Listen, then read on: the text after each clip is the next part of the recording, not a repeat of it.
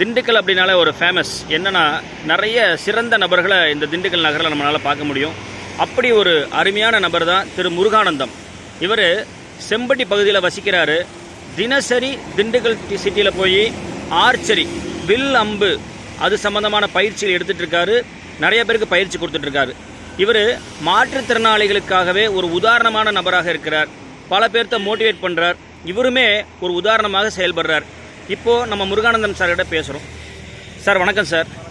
எத்தனை ஆண்டுகளாக இந்த ஆர்ச்சரி பயிற்சியில் இருக்கீங்க சார்? 2 ஆண்டுகளாக இருக்கீங்க. நீங்கள் ஏதாவது அவார்ட்ஸ் வாங்கியிருக்கீங்களா? என்ன மாதிரி அவார்டு வாங்கியிருக்கீங்க சார்?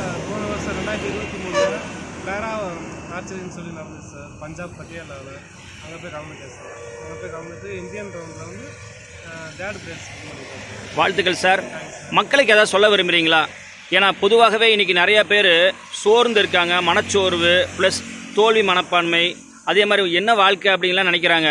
அப்படிப்பட்ட மக்களுக்கு உங்களுடைய கருத்துக்கள் ஏதாவது சொல்ல விரும்புகிறீங்களா? சார் தோல்வின்றதுல வெற்றி இருக்குது சார், இல்லாமல் இருக்காது சார். எதாக இருந்தாலும் பார்த்துக்கலாம்னு சொல்லி அதை தாண்டி வந்துகிட்டே இருக்கேன் சார்.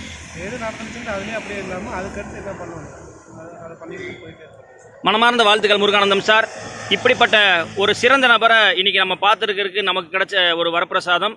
இவர் மேலும் மேலும் முன்னேற திண்டுக்கல் பகுதியை சேர்ந்த நம்ம எல்லாருமே அவருக்கு ஊக்கமும் உற்சாகமும் கொடுக்கணும். நன்றிகள் பல.